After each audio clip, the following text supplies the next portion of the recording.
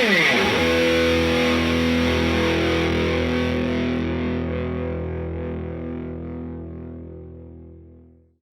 everyone, welcome back to Visually Hidden Selects. I'm Peter O'Brien, and today I would like to talk to you about One Flew Over the Cuckoo's Nest from 1975, directed by Milos Forman and starring Jack Nicholson, Louise Fletcher, and a slew of others that we'll talk about in a bit.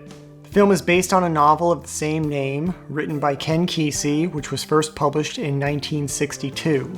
The film rights to the novel were quickly bought up by actor Kirk Douglas, who then had it adapted into a stage play in which he performed the role of R.P. McMurphy. After a short run on Broadway, he attempted to get the film made for several years, but to no avail. After about a decade or so, he eventually turned the rights over to his son, Michael Douglas, who at the time was really just a television actor. He had done a few films, but he was really trying to establish himself as a producer, and he saw an opportunity with the material of One Flew Over the Cuckoo's Nest and got the production moving forward.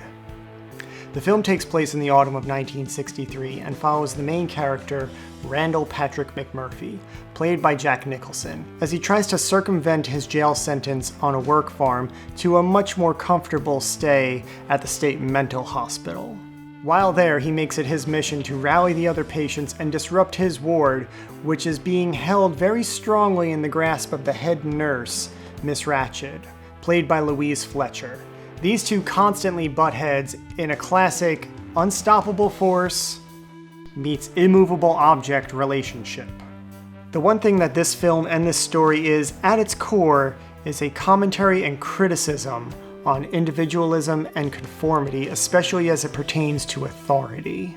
The character of McMurphy, he comes into this ward and he just starts challenging the authority held by Nurse Ratched. And so instantly McMurphy is setting his sights on her, trying to put the biggest bug up her rear end as possible. And he challenges her a number of times throughout the film.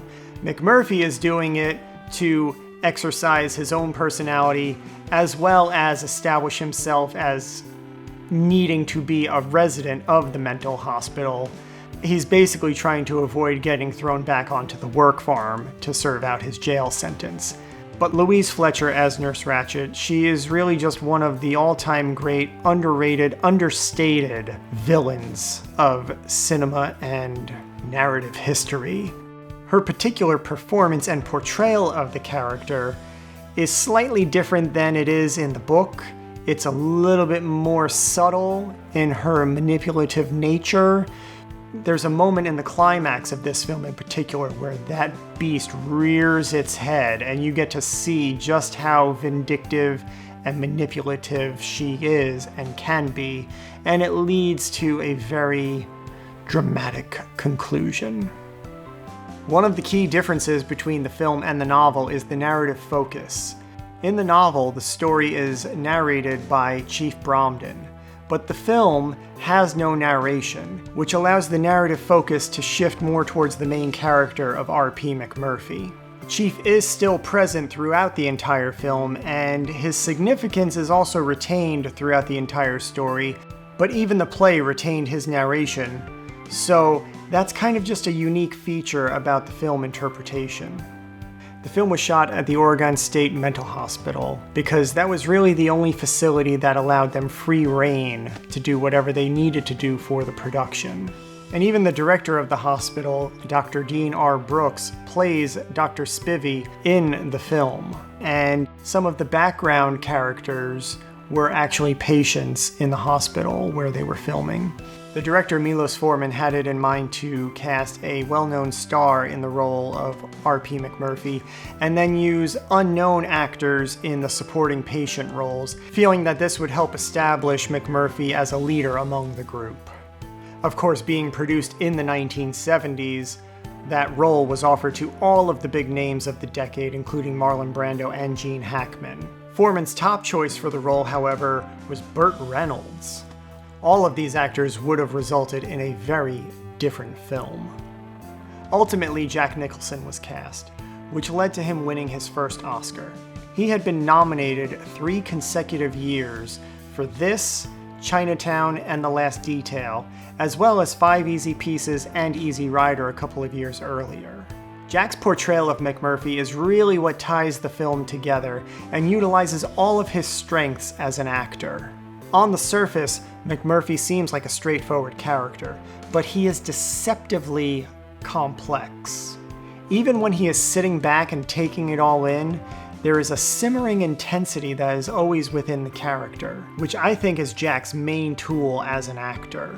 He can dial it up or dial it down depending upon the needs of the scene, but that intensity is always present. The supporting cast for this film is phenomenal.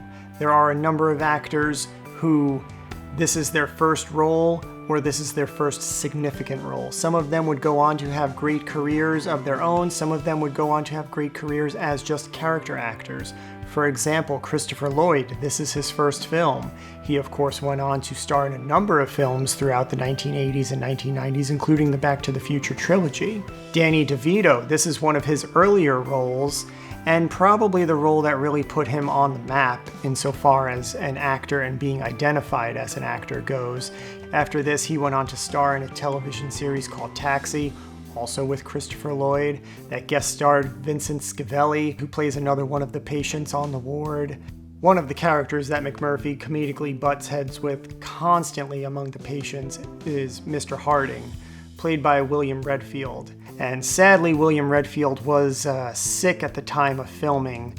The doctor who was running the hospital, Dean R. Brooks, he actually diagnosed William Redfield with leukemia that ultimately ended his life within a year or so of the release of this film. So he didn't get to go on and have the grand career that many of the other supporting characters did.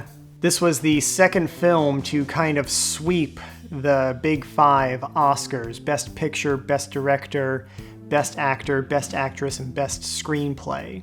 In addition to the awards that it won, it also did not win Best Supporting Actor for Brad Dourif. This was his first feature film, and he was nominated for his role and portrayal of Billy Bibbit.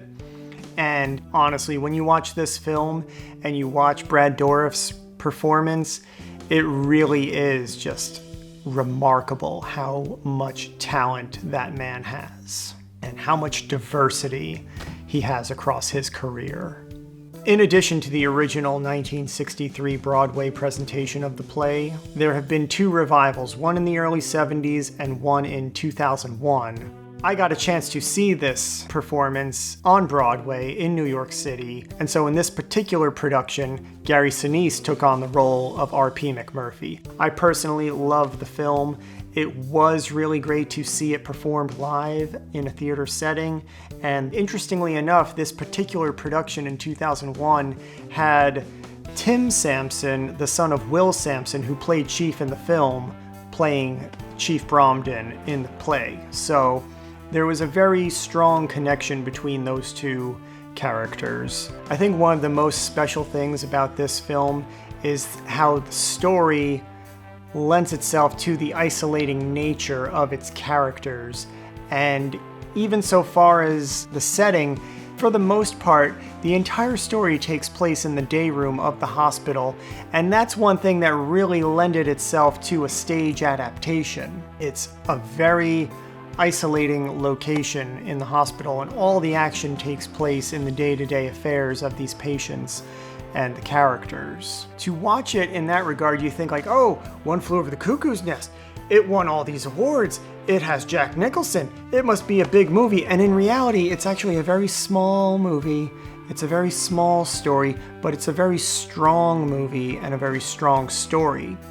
And the characters are really what drive it and what bring it to life. So that's it for One Flew Over the Cuckoo's Nest. Again, I hope you enjoy this film. I hope you enjoy this recommendation. If you get to check it out, leave us a comment. Let us know what you think. We will be discussing it at length on the Visually Hidden podcast, so be sure to tune in for that. And until next time, see ya.